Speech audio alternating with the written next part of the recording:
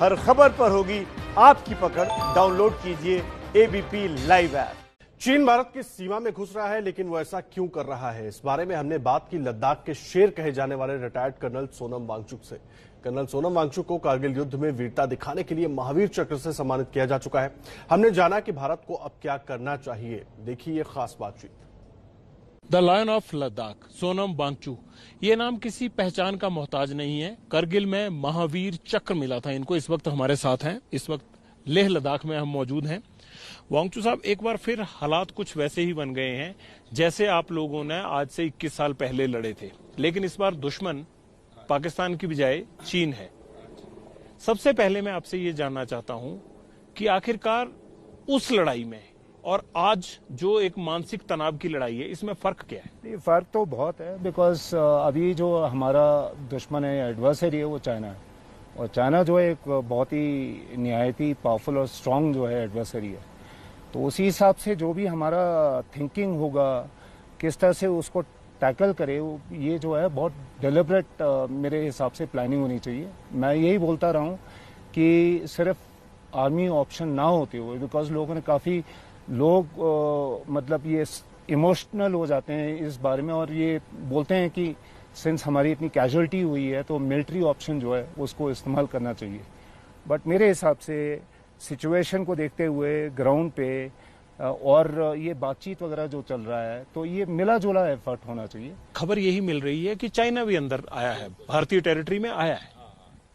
नहीं, वो आया पेंगोंग त्सो में, जैसे हमारे पेट्रोल्स को हिंडर कर रहा है। जो पहले पेट्रोलिंग रूट्स थे, जिस तरह से हमारी पेट्रोलिंग हो रही थी, वो करने नहीं दे रहा। उसी हिसाब से वहाँ पे गलवान में और दूसरी जगह भी उसने यही किया। एंड अभी देप्सांग प्लेन्स में भी खबरें आ रही हैं कि वहाँ भी इंट्रूजन है। तो इसका जो इरादा है वो काफ़ी स्ट्रैटेजिक लेवल पे है।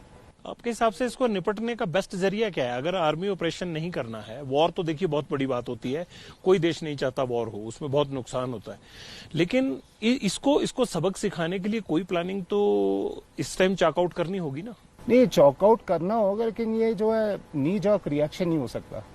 प्लानिंग जो है, हमें भी लॉन्ग टर्म प्लानिंग सोचना पड़ेगा। इनका इंटरेस्ट क्या है, इनकी स्ट्रैटेजी क्या है एज ए नेशन, तो ये सारा हमारे समझ में आना बहुत जरूरी है। गलवान क्यों इंपॉर्टेंट है चीन के लिए इतना, और अभी चीन को इतना ज्यादा महत्वपूर्ण क्यों लगने लगा अचानक? गलवान का स्ट्रैटेजिक इंपॉर्टेंस है डेफिनेटली, बिकॉज गलवान जो है, आप देखेंगे इन केस मैप्स देखते हैं तो वो सीधा जाके शॉक जो रिवर है उसके साथ मिलता है, यानी शॉक वैली से जाके मिलेगा।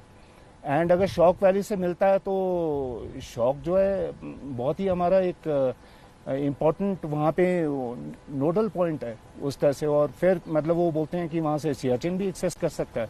और अगर वो हुआ तो फिर मेरे ख्याल से वो पाकिस्तान का उसमें कॉज है, इंटरेस्ट है, वो भी सब हो जाता है। बिकॉज मेरे वहाँ गलवान में आके वो स्ट्रेंथ में बैठ जाता है, तो फिर आगे ट्रूप्स का मूवमेंट सियाचिन की तरफ जो है वो भी ब्लॉक कर सकता है। यानी दौलत बेग ओल्डी और सियाचिन के लिए जो इंडियन रूट है उसको ब्लॉक करना हो तो गलवान इंपॉर्टेंट है। हाँ, गलवान इंपॉर्टेंट है। एंड प्लस मतलब उसको फिर म्यूचुअली उसको स्ट्रेंथन भी कर रहा है। अभी वो खबरें हैं कि देप्सांग प्लेन्स में भी आ गया है।